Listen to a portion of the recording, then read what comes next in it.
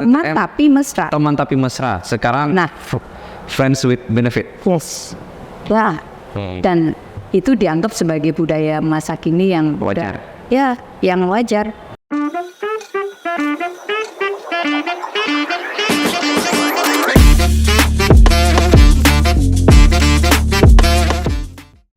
Halo, selamat pagi. Assalamualaikum warahmatullahi wabarakatuh. Selamat pagi para PCpers. Balik lagi di Fansospol, podcast obrolan sosial politik dari FISIP UMM. Selamat bergabung di episode yang keberapa nih Bu? Saya lupa Bu, sudah banyak saya syuting episode nih. Jadi artis ya, udah banyak syutingnya ya, sampai lupa. Hostnya ganti-ganti Bu. Oke. Oke, jadi teman-teman menonton di episode hari ini saya mengundang salah satu wanita yang terkenal di FISIP UMM. Wow. Saya terkenal langsung wow. Terkenal, tangguh, jagoan. Ini Wonder Woman nih. Jadi penonton bersama saya ada Ibu Luluk Dwi Kumalasari, Betul ya. Esos MSI, Ya, plus doktor kandidat. dokter kandidat. Dokter kandidat. Mohon doanya ya, semoga segera selesai. Amin. Nah, bersama saya ada Bu Luluk, teman-teman. Bu Luluk ini adalah ketua program studi, Ibu. Ya, kalau di sosiologi Mas Asmi. Sosiologi di FISIP UMM. Nah, hari ini kita akan ngobrol-ngobrol dengan Bu Luluk tentang latar belakang Bu Luluk. Kita akan tanya-tanya nih cerita Bu Luluk dari remaja hingga bisa jadi dosen perempuan yang paling keren di FISIP UMM. Amin. Terus kemudian kita akan ngobrol kira-kira Bu Luluk ini dalam bidang sosiologi ini fokusnya dalam bidang kajian apa, sampai kemudian nanti kita tanya disertasinya Bu Luluk soal apa. Oke, ya. Boleh Bu ya? Siap. Sebelum dipublish boleh Boleh, dengan senang hati Mas Asmi. Harus ya berbagi, katanya ilmunya harus bermanfaat. Harus bermanfaat. Oke. Oke Bu Luluk, pertama saya boleh nggak Bu cerita perjalanan sebelum masuk UMM lu kuliah di mana Bu? Ya, terima kasih. Alhamdulillah Mas Asmi, hari ini kita diajak begitu ya di acara podcastnya Fansospol. Jadi ini podcast obrolan sosial politik. Dan terima kasih menyapa juga yang sudah banyak di sana gitu ya hari ini untuk bisa sharing-sharing dengan kita. Untuk S1-nya Mas Asmi. Jangan S1 dulu Bu. Enggak boleh S1. Aslinya mana dulu? Aslinya mana dulu? Berarti rahasia-rahasia lama dibongkar ya. Rahasia lama sedikit. Oke, saya aslinya dari Jombang. Oh, Jombang. Jadi aslinya kelahiran Jombang. Rumahnya sangat mewah. Mepet sawah. Sawah. Di guyonnya nih teman-teman generasi lama nih begini. Nah, generasi lama ketahuan ya. Tidak masuk dalam generasi Z, tapi nggak apa-apa, masih milenial Mas Asmi. Oke, dari Jombang, orang yang dari desa gitu ya, mepet sawah, sukanya mandi di sungai begitu. Jadi SD-nya di Jombang, kemudian SMP-nya di Jombang juga, SMA-nya di Jombang juga, dan kuliahnya S1-nya di sini. Jadi saya ngambil di sosiologi Universitas Muhammadiyah. Jadi ini sampai SMA habis di Jombang semua Bu? Iya, habis di Jombang. Terus ke sini merantau berarti Bu? Oh betul. Jadi karena dulu sempet pengennya di luar Jombang ya waktu SMA. Cuman kata ayahnya jangan deh, nanti kuliah aja deh gitu. Ya sudah. Kuliah baru boleh keluar nih. Betul. Jadi kuliah. Karena kebetulan kakak juga alumni dari sini, dari UMM juga. Terus kemudian ya sudah sama-sama dengan mas saya sekalian di UMM. Oke, jadi terus memutuskan UMM, Bu. Apa sosiologi dan kenapa UMM dan kenapa sosiologi? Iya, kenapa UMM dan sosiologi? Yang pertama, saya lihat memang waktu itu gitu ya, perguruan tinggi atau universitas yang swasta yang saya lihat browsing-browsing, cari-cari, kemudian yang keren, unggul gitu ya, terus kemudian bisa bagaimana kalau kita nanti berada di dalamnya itu bisa berkembang dengan bagus, dari apa yang kita miliki itu bisa diwadahi gitu ya. Akhirnya dari beberapa pilihan, oke deh, kliknya ke UMM begitu. Kliknya ke UMM. Tuh. Yang kedua, alasan tadi secara silaturahmi kakak juga udah di sini gitu kan. kakaknya mendukung, oke sudahlah mempromosikan juga kan. Udah ke UMM aja buktinya aku, teman-teman aku seperti ini. Udahlah kau nggak harus Itu dengan kakak kandung. kakak kandung. Jurusan apa dulu? Cowok, dulu di manajemen. Oh di manajemen. Di manajemen, terus kemudian ya sudahlah, akhirnya baik kakak siap mengikuti di sini. Gitu. Nah, meskipun cita-cita awal sebenarnya tidak langsung di sosiologi. Dulu karena dari IPA kan waringnya pengennya yang eksak aja gitu ya. Oh dari Pengen- IPA, ya. Kan mau masuk kedokteran, mau masuk ini dan lain-lain gitu. MIPA gitu ya. Betul. Nah, waktu itu sosiologi tahun 99 ya baru buka pertama kali dengan konsentrasinya baru satu Mas Asmi.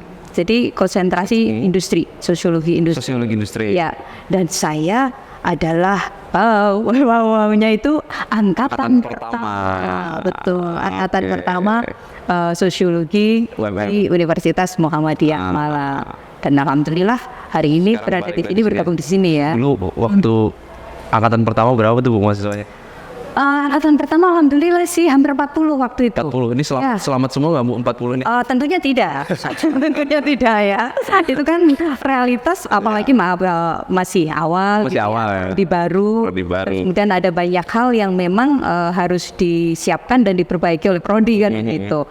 Tapi setidaknya ada sebuah realitas yang memang benar sungguh-sungguh pengen mendalami tentang sosiologi dengan banyak fenomena, ternyata asik sih bagi kita, dan yang bertahan lebih banyak daripada yang tidak Ya bertahan. biasa lah, yang jatuh-jatuh sedikit Bu ya. Oh iya, nggak masalah itu. Eliminasi. Betul. Iya. Oke, Iya. terus lulus di sini Bu S1 nih, S1 Sosiologi Universitas Muhammadiyah Malang. S2-nya di mana Bu? Ya, terus akhirnya setelah selesai di sini, alhamdulillah kan menjadi mahasiswa angkatan pertama, dan alhamdulillah juga waktu lulus di UMM itu menjadi alumni terbaik Mas Asmi universitas. Universitas. Maaf agak nyombong ya. Luar biasa. Bener kan saya bilang ini, ibu ini perempuan terhebat yang ada di FISIP nih. Nah, belajar terus. Terus sudah akhirnya ada tawaran sebenarnya dulu untuk mengabdi langsung ajar ya. Tapi keinginan waktu itu udahlah lanjut dulu gitu kan, akan lebih enak kalau sudah selesai S2 ya. Kemudian Jadi baru lulus lanjut langsung Bu? Iya, Ada waktu mungkin nganggur main dulu gitu? Naik satu dulu. semester. Jadi 2003 saya selesai. 2024 lanjut S2. Tapi di sela-sela itu udah bantu ini Kampus. ya di kampus. Terus ada beberapa program riset begitu. Terus presenteri juga pernah gitu ya. Pokoknya sambil langsung dalam satu semester itu mencoba Kegiatan di hal kampus. dulu, betul. Dan akhirnya ngambil ke UI itu juga tanpa tes ya, tanpa tes. S2 di Iya, UI nih. S2 di UI, Depok. sosiologi juga di Depok. Anak Tuh, Depok, baik. Gang Kober dulu kosnya. Masih inget kosnya di Gang Kober loh, di Gang Kober. Waktu itu ada forum waktu S1 nih di UMM, sosiologi UMM. Kita ada kuliah tamu. Nah tuh pemateri salah satunya ada Profesor Dr. Robert M.Z. Lawang, penulis buku sosiologi modal sosial yang sangat terkenal gitu ya. Nah waktu di forum tuh saya nanya gitu kan, terus dia bilang, beliaunya bilang, woi dulu aku perempuan satu-satunya yang nanya di forum ini, maka ketika kau mau melanjutkan S2 ke UI aku terima kau tanpa tes gitu.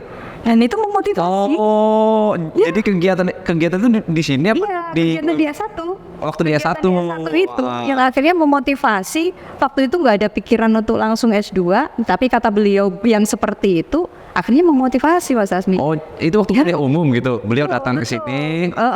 Kuliah umum. Kegiatan umum prodi. Terus ada pernyataan begitu. Ibu lu nanya nih, terus Iya. ada pertanyaan, apa Betul, pernyataan betul. gitu. Terus dikasih pernyataan seperti itu, akhirnya bilang ke orang tua gitu. Tadi Pak Robert sebagai pemateri bilang begini-begini, aku mau jelasin nih Bu gitu, pengen lanjut gimana boleh? Akhirnya, tapi ada janji gitu ya.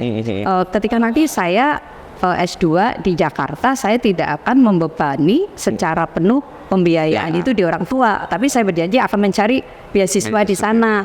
Dan alhamdulillah dari awal sampai akhir juga dapat beasiswa. Dari UI. Ya dari beberapa Macam-macam. tempat nih. Wah, luar biasa. Lu dari CSIS juga. CSIS. Jadi melalui Pak Jek Banyak Fiadi dong, juga. udah. Dari CSIS, SPP buku udah dapat. Terus ada dari Departemen Agama macam-macam yang kita memang Bisa ada apply. prestasi-prestasi apply ke sana. Terus termasuk dari Kabupaten Jombang, terima kasih. Oh, dari Kabupaten Dulu Jombang. pertama kali mahasiswa S2 yang dapat sebagai putra daerah dikasih duit juga untuk Ya, untuk kuliah di Jakarta begitu Mas Asmi. Aduh, luar. Dan setelah di Jakarta balik ke sini. Berapa tahun di Jakarta? Di Jakarta 2 tahun. Sempet jadi anak gaul Jakarta. Anak gaulnya gimana? Gaul Depok gitu. Iya iya. Tapi yang jelas sudah gaul Depok, udah naik KRL, udah naik KRL. kegiatan. Karena kebetulan riset saya yang tesis waktu S2 itu kan tentang komunitas kendiri cintanya MH Eno Najib. Jadi jadi kita setiap bulannya juga nongkrongnya di tim Taman Ismail Marzuki itu. Terus kenal dengan banyak orang, banyak kolega begitu, dan bisa banyak mengeksplor sebenarnya pengalaman-pengalaman yang di sana ya. Nah itu sempat sih saya tidak langsung balik ke UMM, karena ke UMM itu 2007, saya selesai 2006, jadi kan masuk 2004. Selesai 2006. Ya, selesai 2006. Masuk UMM-nya baru 2007. Betul. Jadi 1 tahun itu saya pernah jadi redaktur pelaksana. Dulu ada namanya Info LSM. Jadi ini redaksi atau majalah punyanya Badan Intelijen Negara. Punyanya BIN. Ya, jadi BIN itu dulu memang pengen mengumpulkan ya banyak NGO itu ya se-Indonesia, kemudian membentuk ada deh majalah untuk info bagi LSM itu. Nah kebetulan kenal di tim itu dengan deputi 2-nya, terus kemudian diminta jadi redaktur pelaksananya. Nah itu sempat setahun di sana, kantornya di Kalibata. Selain itu juga di UI-nya Mas Asmi, di Wisma dengan Pak Robert tadi. Juga mendampingi ya riset-riset beliau. Ya, dan mengisi waktu luang juga di presenter TV dulu, sempat reality show di GTV. Sudah jadi redaktur, tapi kayaknya agen BIN sih.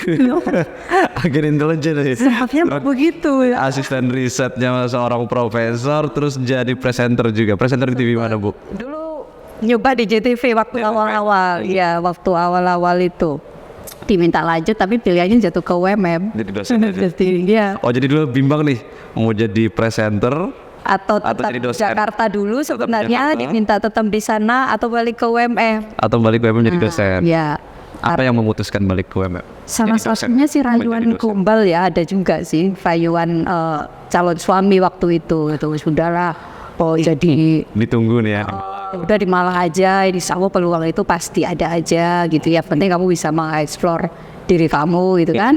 Dan sebagai laki-laki juga ketika menikah kan tanggung jawab gitu kan. Sudah, terus kemudian dari pihak kampus juga meyakinkan secara optimis begitu bahwa oh ya ini butuh gitu ya, masih butuh SDM yang untuk mengembangkan banyak hal di sosiologi, dan kebetulan ada peluang penghargaan terhadap yang terbaik tadi dan angkatan pertama tadi, terus ya sudah akhirnya ke sini gitu ya, dan melihat tadi tentunya UMM, wow siapa sih yang nggak mau ke UMM gitu sebagai kampus yang apalagi balik ke sini udah sebagai dosen Bu ya, bukan ya, betul lebih betul 2007 langsung aja 2007 pertama kali ngajar 2007 ya.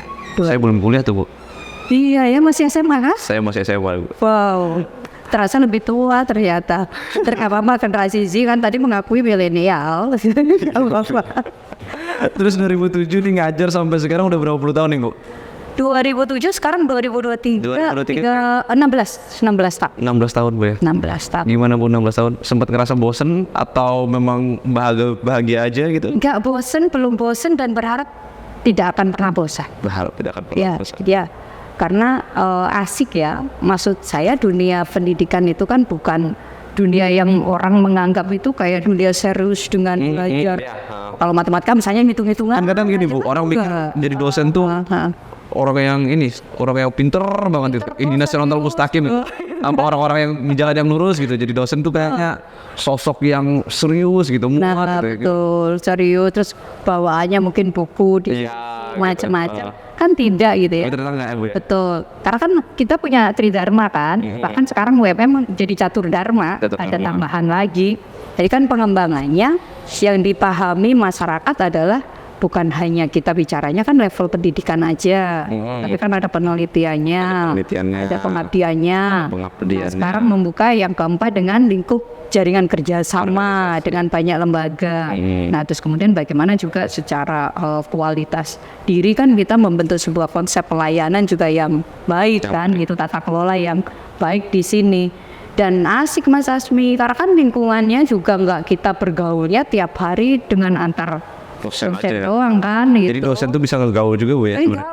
Dosen tuh bukan pribadi yang membosankan Bu ya? Enggak dong, siapa yang bilang membosankan? Agak nyombong lagi Mas Asmi, dan kita kalau ketemu ya, yang alumni macam-macam kan dibilangnya gini, sudah sekian tahun lo lulus gitu, tapi lo kayaknya nggak berubah ya, tetap harus muda. Ya karena ketemu yang muda-muda terus. Asik gitu, asik. Jadi yang muda-muda ada banyak mahasiswa, ada banyak hal baru, dan itu juga sebagai kekuatan kami untuk melakukan resolusi yang lebih bagus lagi ke depan gitu, dengan masukan-masukan yang generasi-generasi yang baru ya, hadapin mahasiswa-mahasiswa yang betul, tiap tahun berganti kan. Ya, tiap tahun semakin ini Bu ya, semakin gaul ya mahasiswanya, semakin melek teknologi, semakin keren-keren mahasiswanya. Ya, dan eranya udah kita tahu sekarang udah digital kan gitu, sudah masyarakatnya digital, mahasiswanya juga bagian dari masyarakat digital, di teknologi. Asik-asik.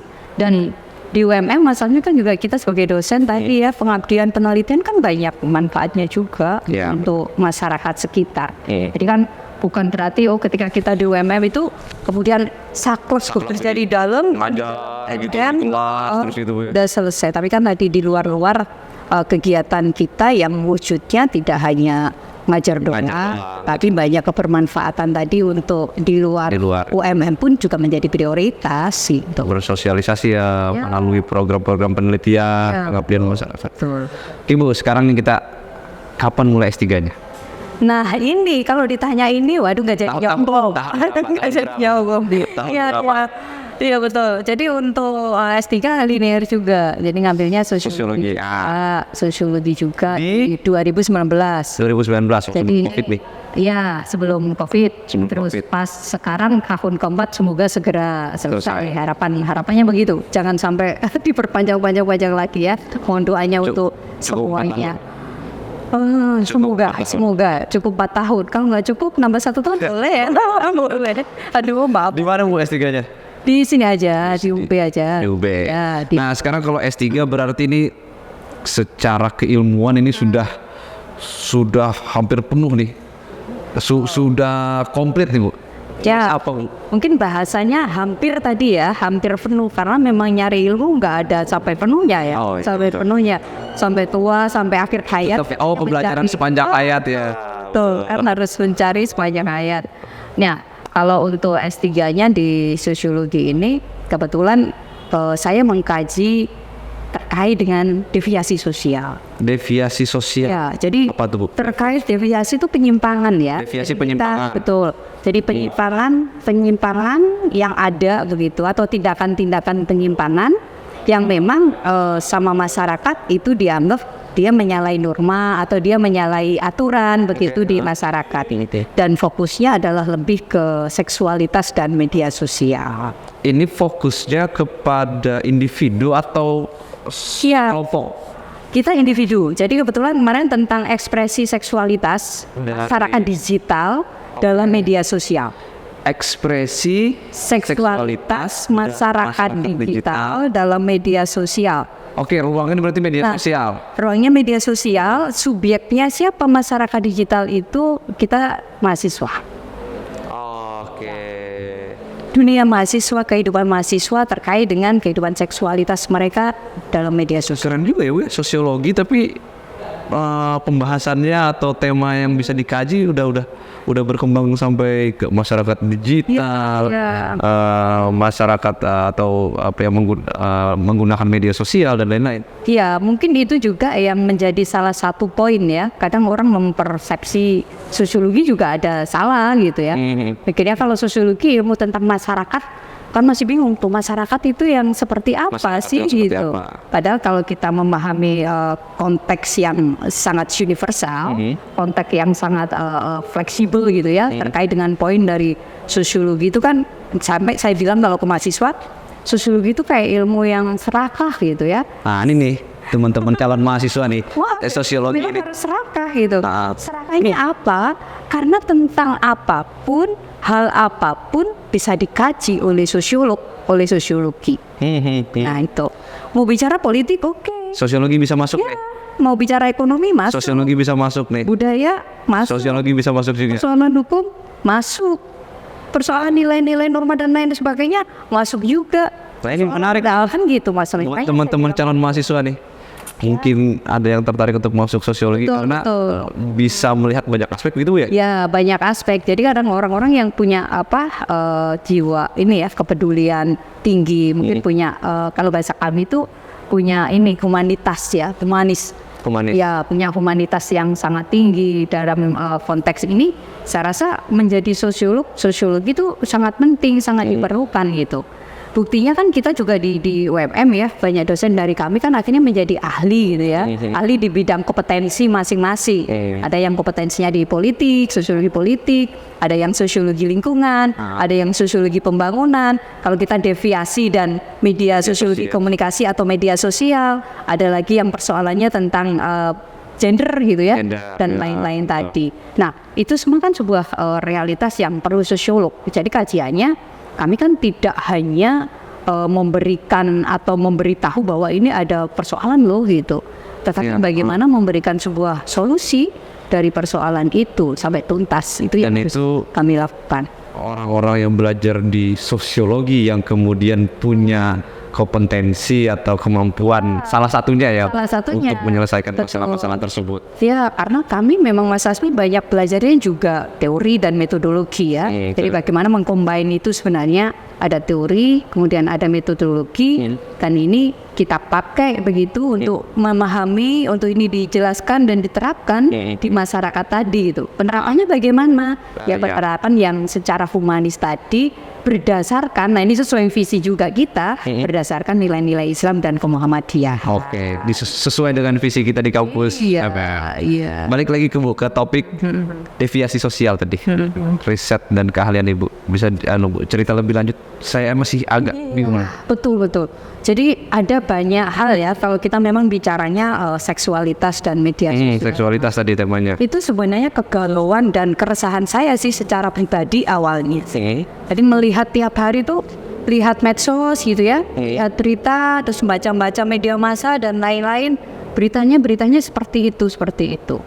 Bahwa oh ini ada korban satu perkosaan gitu ya, tidak hanya misalnya oleh pacarnya kekerasan itu, oleh temennya, bahkan ada sekarang sama tetangganya dan keluarga sendiri, dan maaf sampai ayah kandung pun tidak hanya ayah tiri ya, ayah kandung pun, saudara kandung pun juga melakukan itu gitu. Yang kedua juga saya melihat wow, realitas secara budaya kalau kita jalan-jalan tuh di mana-mana udah berubah banget gitu ya. Jadi sekarang kayaknya memang dunia kebebasan itu sangat nampak gitu. Kalau dulu kita di kampus dan tidak ya. Zaman saya dulu mungkin nggak berani orang jalan cowok cewek kita meluk Gandengan. Kita kemudian datang tuh pelukan langsung apa kabar lu gini itu nggak berani gitu ya. Kalau sekarang Lihat itu di beberapa tempat termasuk di kampus anak-anak udah sangat vulgar, tidak tabu lagi ya, sangat vulgar, sangat terbuka gitu, yang hai gitu, ini siapa saudara kamu? Bukan temen Bu, kenapa kamu kok sampai meluk atau cipika-cipiki gitu kan? Udah biasa Bu zaman sekarang lah gitu. Terus kemudian juga banyak hal kasus-kasus termasuk penceraian meningkat gitu ya, yang ya mulai COVID terutama gitu. Terus kemudian banyak hal-hal yang lain. Saya mikir bahwa ada apa sih gitu ya, ini urusannya apa kok hasrat orang itu semakin kayak nggak terkendalikan gitu. Orang kok sedemikian bebasnya dia melakukan hal-hal yang seperti itu, yang di luar aturan atau norma yang ada. Apa ya yang menjadi faktor gitu dari penyebab-penyebab itu? Ternyata ketika saya banyak ngobrol sih sebenarnya, santai sama anak-anak itu ada di kafe, ada di mana gitu. Ngumpulin sama mahasiswa nih. Sering nongkrong gitu, Gaul. mana sering nongkrong gitu. Dan mereka udah curhat-curhat juga. Bahkan lewat mata kuliah kelas, Mas Asmi pernah ngajar saya sistem sosial budaya Indonesia. Saya bilang sama-sama sebagai manusia kan kita masih punya banyak kesalahan dan kekurangan ya, tetapi berusaha menjadi lebih baik gitu.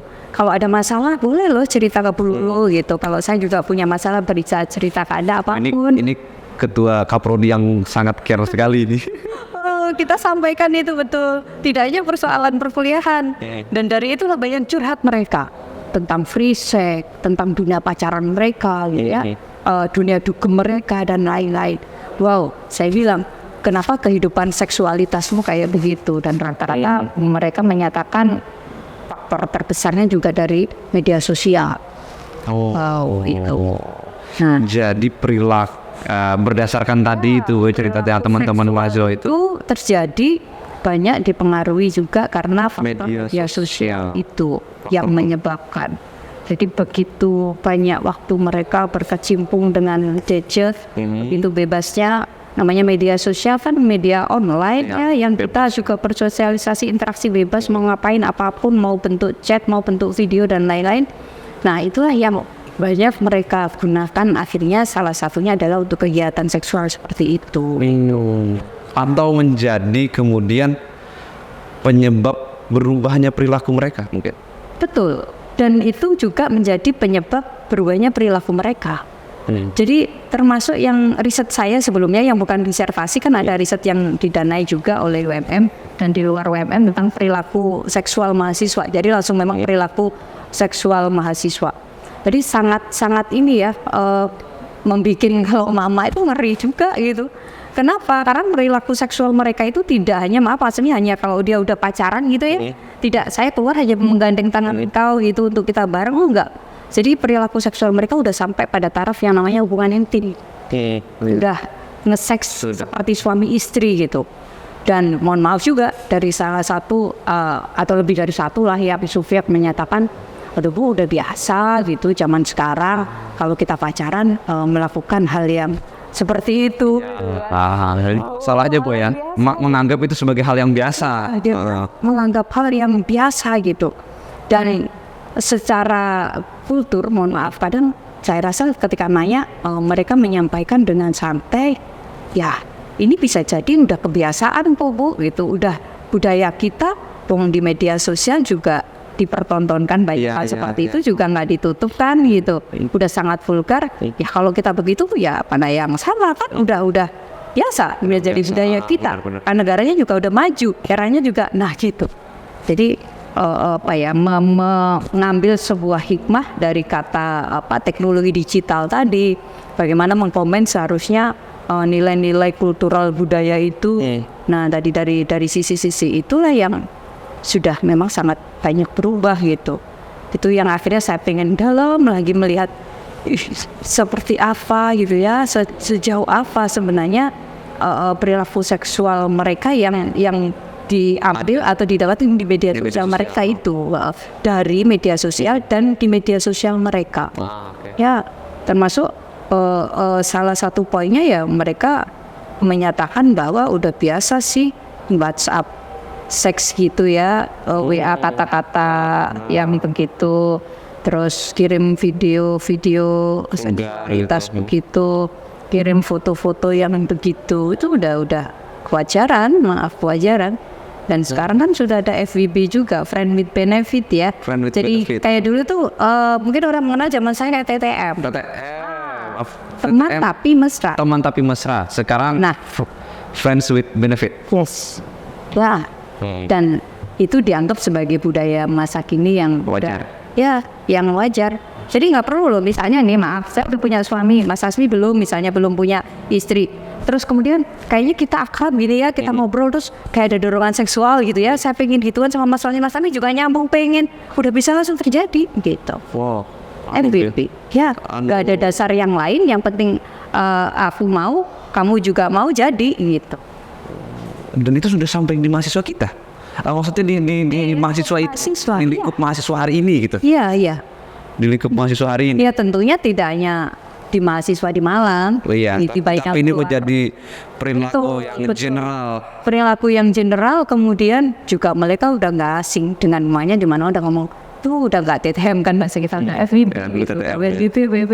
Sampai saya pertama FVP, saya browsing apa FVP, saya tanya itu sampai saya interview nih ada data gitu, saya WA mereka, saya bisa nggak ngomong ini tentang ini datanya gimana? Ya Bu bisa, kalau mau butuh lagi subjek kita kasih, wow gitu. Bahkan kalau perusahaan minta ini Bu gitu, udah ya ampun gitu, itu ngeri ya, kadang sebagai bentuk tanggung jawab kita juga kan, sebagai ya pendidik. sebagai pendidik nanti dari hasil riset-riset yang kita hasilkan di realitas fenomena-fenomena yang seperti itu, karena kan deviasi nggak hanya persoalan perilaku seksual, tapi ada banyak. Jadi hal itu dianggap sebagai sebuah deviasi gitu, penyimpangan. Iya. Kalau dulu penyimpangannya begini, seksualitas orang melakukan kontak hubungan seksual itu kan, ayo untuk siapa? Yang sudah muhrim dong. Sudah musari. Sudah muhrim itu siapa? Suami istri dong, itu. Kalau dia melakukan perilaku seksual atau sampai pada taraf tadi hubungan intim dan dia bukan muhrimnya dalam suami Itu istri, yang kita asumsikan Nah, atau diasumsikan itu sebagai menyimpang, itu tidak deviasi. sesuai dengan nilai ya norma dan aturan yang berlaku di masyarakat, apalagi misalnya mayoritas Indonesia Muslim dong Muslim, kan ya. gitu ya, dan jelas kalau di itu nilai-nilai normanya itu seperti apa, tidak hanya di norma agama tetapi kan juga di norma sosial gitu ya, dan budaya juga ketimuran itu yang seperti apa. Nah itu yang dipahami ketika mereka melakukan banyak tindakan di luar itu kan, akhirnya ya ini perilaku menyimpang, ini sebenarnya salah gitu ya, ini nggak boleh. Tetapi realitas penyimpangan itulah yang sekarang banyak kita lihat Terjadi. ada dan terjadi. Nah itu. Oh, Ya. agak sedikit mengerikan kalau ternyata deviasinya penyimpangan sejauh itu dan tanpa kita sadari itu menjadi sebuah pembiasaan, Betul. sesuatu yang dianggap biasa. Dianggap biasa. Makanya kan tidak hanya seksualitas, saya bilang kayak dulu LGBT ya dan lain-lain itu. Siapa sih yang nggak tahu di media sosial pun realitas, kelompok-kelompok atau medsos yang berbau kelompok seksual, komunitas untuk seperti itu, open bombing misalnya ya, open BO dan lain-lain. Terus kemudian ya komunitas-komunitas LGBT dan lain-lain itu kan sudah sangat terbuka. Ya sudah sangat vulgar untuk ya melegalisasi dirinya, aku ini ada, ayo lo kalau mau bergabung sama kita bisa kapanpun, kita siap menjadi bagian dari realitas ini gitu. Iya. Terus mungkin pernah membuat sebuah program atau mungkin bersama rekan-rekan dosen yang lain, kira-kira kita harus gimana sih untuk menanggapi hal tersebut itu sebagai seorang pendidik? Betul. Jadi kalau harapan kami sebenarnya dari pemerintah juga kan sudah ada ya, kita diminta untuk membuat satgas kan terkait dengan kekerasan seksual gitu. Itu harapannya kan di kampus-kampus itu ada. Dan setahu saya memang melalui LP3A ya, lembaga kampus itu dengan ketuanya UMM juga termasuk, itu kan sudah mensonding itu, sudah merancang itu, dan setahu saya sudah diajukan ya melalui Warek 1 terkait dengan nanti satgas kekerasan seksual, karena kita juga sebenarnya sudah ada lembaganya itu. Nah kalau terkait dengan yang kita di prodinya, sebenarnya kan juga banyak hal pengabdian yang kita lakukan, karena kebetulan saya juga selain Kaprodi kan di UMM juga sebagai pengurus Muhammadiyah ya, di wilayah dan juga di cabang UMM. Cabang UMM dan wilayah Jawa Timur. Aisyah UMM, kalau di PWM-nya Jawa Timur. Ya, jadi ada banyak sesuatu yang memang kita bisa tadi berikan kepada masyarakat, itu bentuknya apa. Misalnya aktif tadi dengan pengabdian kita ataupun tidak, mungkin di medsos kita, karena kita juga era digital, di medsos saya juga bisa dilihat. Kita banyak diundang misalnya atau diminta oleh jaringan-jaringan kita melakukan pendampingan atau memberikan dialog interaktif atau workshop atau kuliah tamu lah apa namanya kepada anak-anak di level pendidikan yang sebelum perguruan tinggi gitu.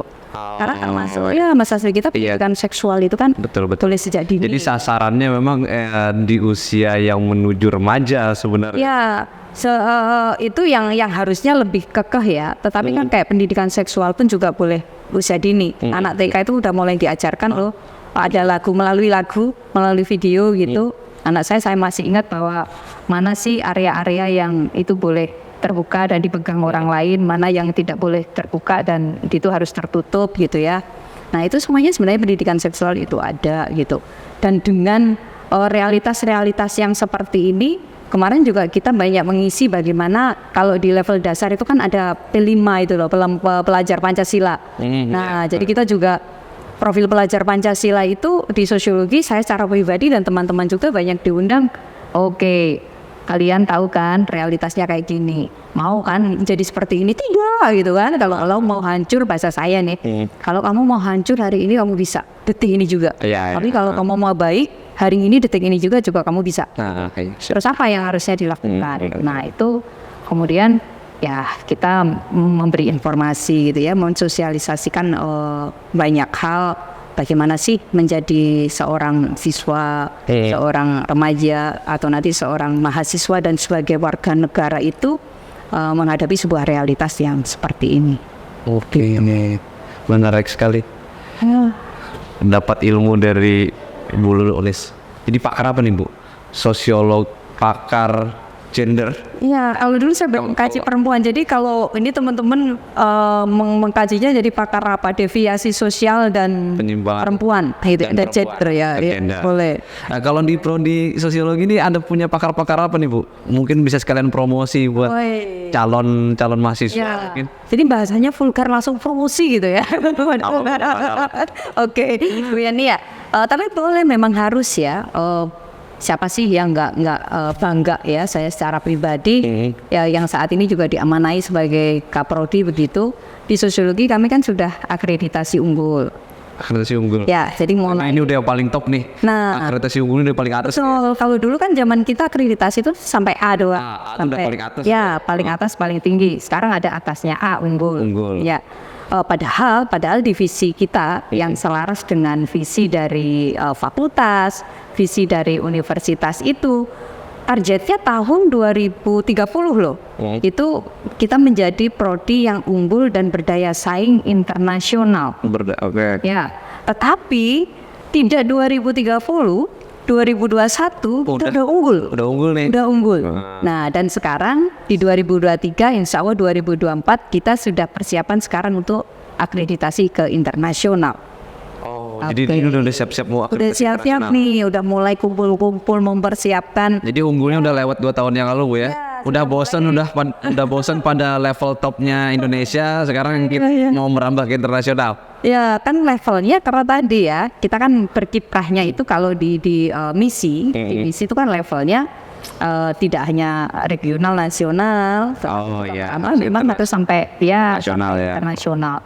Maka untuk itu semua juga kita prodi sekarang membuat pemetaan terkait dengan kompetensi masing-masing, terutama untuk penyiapan ke guru besarnya.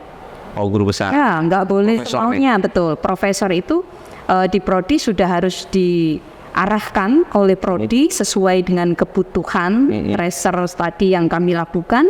Oh, ini loh yang dibutuhkan untuk mahasiswa ini, yang dibutuhkan nanti bla bla bla, sehingga dengan itu ya harus siap menjadi pakar di bidang ini. Di bidang masing-masing. Ya. Jadi di kami ada yang pakar apa? Ada pakar nih, sosiologi lingkungan. Sosiologi lingkungan ada siapa? Ada Pak Ahmad ya, Pak Ahmad ada di sosiologi lingkungan. Nah, karena kami kalau 3 nih berdasarkan konsentrasinya 3 Mas Asmi. Jadi konsentrasinya dulu kompetensinya di lingkungan, di industri. Pembangunan. Oke, lingkungan, industri, pembangunan. Nah, di lingkungan itu kebetulan ada Pak Rahmat. Ada Pak Rahmat. Sama Pak Awan. Pak Awan. Nah, yang kompetensinya terkait dengan penyiapannya nanti ke persoalan lingkungan. Sosiologi. Ya.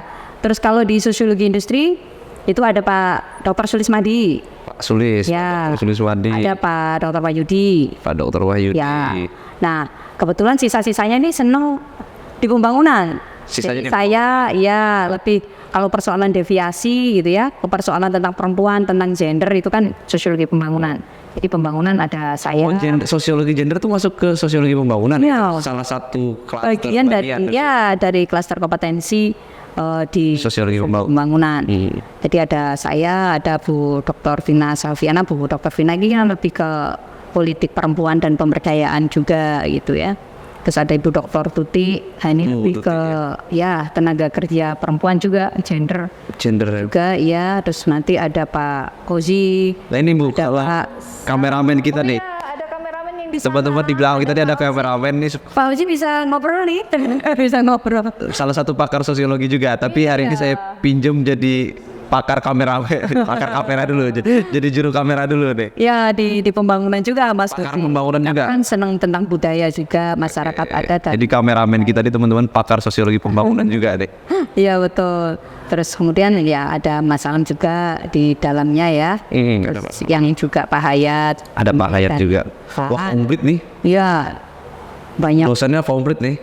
Ya dari ketiga-tiganya ada gitu ya. Tapi nanti di sosiologi pembangunan itu ada kita lagi bagi sub khususnya. Sub lagi. Ya jadi tidak semuanya pembangunan, kan pembangunan juga macam-macam.